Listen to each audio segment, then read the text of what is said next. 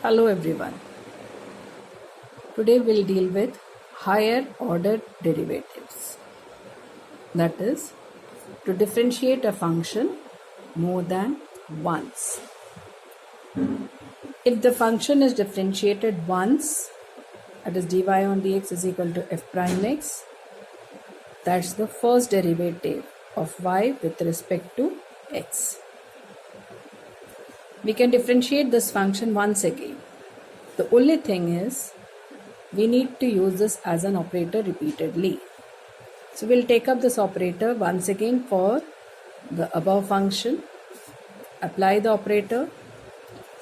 On the left hand side, this is read as derivative of dy on dx. That is, y which has been differentiated once gives you dy on dx. Once again it has to be differentiated, and that gives you d2y on dx square. This representation is applying an operator. It doesn't mean it's to be multiplied. This d2y is not the product of this expression. This is not the multiplication of an expression. Please make this very clear. This is applying an operator ddx, that is, you are differentiating this expression once again with respect to x. That gives us d2y on dx square. The right side of it, since we have differentiated a function once which comes out to be f prime x, that is to be differentiated again. So it is f double prime x. This way you can differentiate it any number of times. D to the index n by says the function y has been differentiated n times. So this is the nth derivative of fx, which is f nx, that is nth derivative of the function. This I'll make clear by making use of an example. I have taken one example. Y is equal to x cube minus e to the index 2x plus sin x plus log x. It's a combination of different functions. Now when you differentiate this, that is, you are applying the operator ddx on both sides. That's what is applied on both sides. So derivative of y is, we can write it as y1 also. Dy on dx can be represented. This is nothing but dy on dx. So this is read as derivative of this expression. The expression happens to be sum and difference of some functions.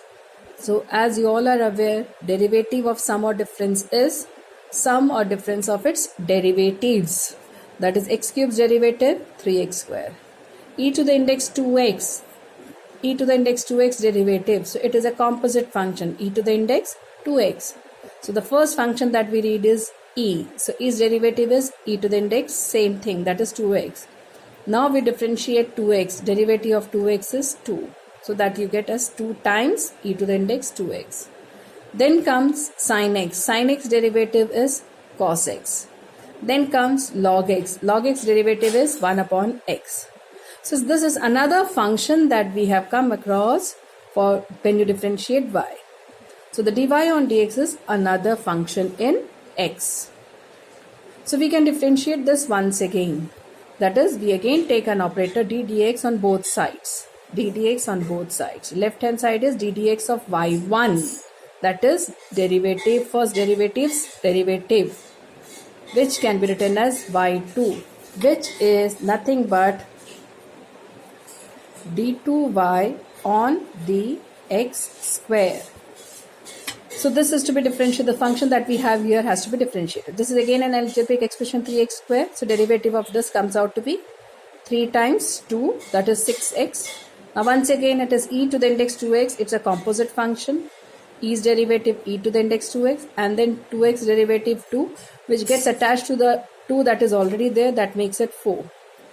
Now comes the derivative of cos x. Cos x derivative is minus sin x. Next is 1 upon x, which actually can be written as x to the index minus 1. So we can use the formula x to the index n. So that gives us minus 1 times x to the index minus 2. So this is again another function that you have which can be differentiated again. So we go in for the third derivative. So this is d dx of y2, which is y3, which happens to be d3y on dx cube. That's how we read it. So the derivative of 6x, x derivative, that's 1, so 6 remains. Now derivative the same way, we get another 2 here, that can be just 2 cube, e to the index 2x.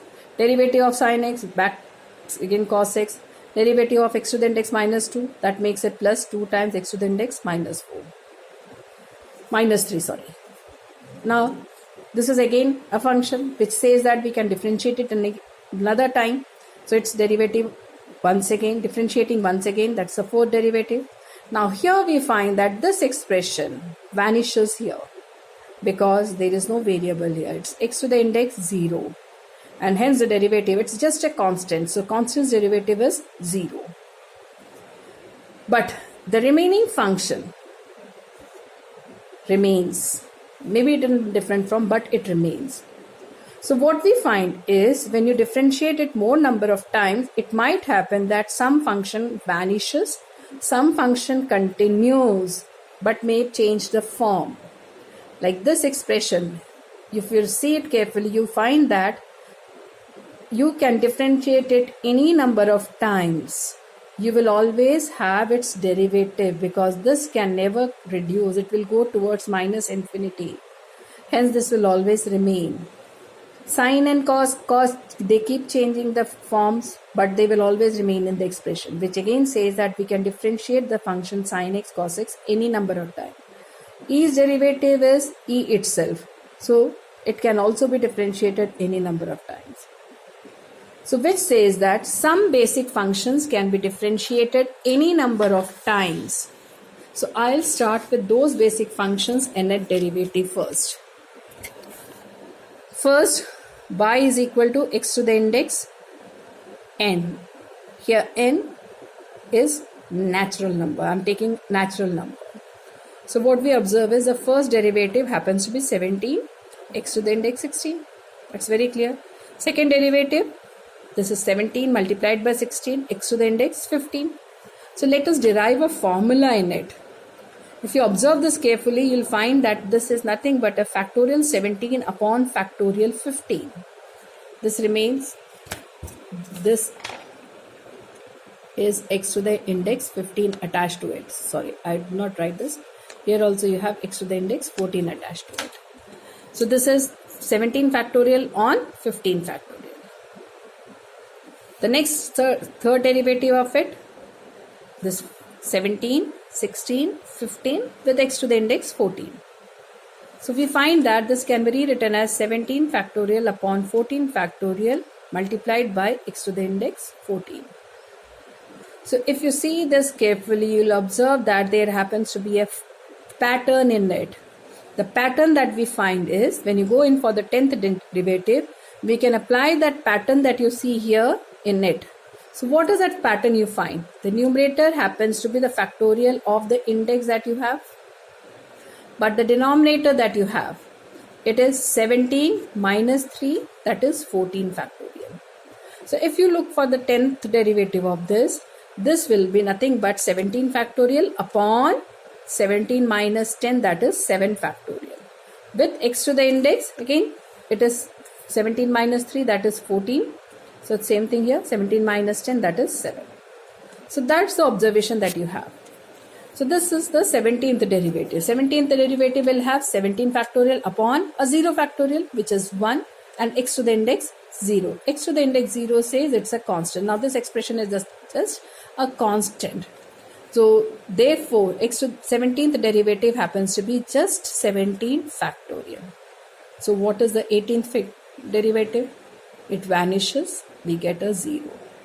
That means when you have index as natural number, after some time the derivative vanishes. So let us now generalize it. That is, for y is equal to x to the index n, the rth derivative, this representation is for differentiating the function r times, happens to be factorial n upon factorial n minus r, x to the index n minus r. And this is If r is less than equal to n, if r is equal to n, this becomes n minus n, that is a 0. But this expression will be factorial and same as that of 17th derivative. Now r greater than n, 18 which is greater than 17, its derivative becomes 0. So this is how we take up the nth derivative for x to the index n, where n is a natural number.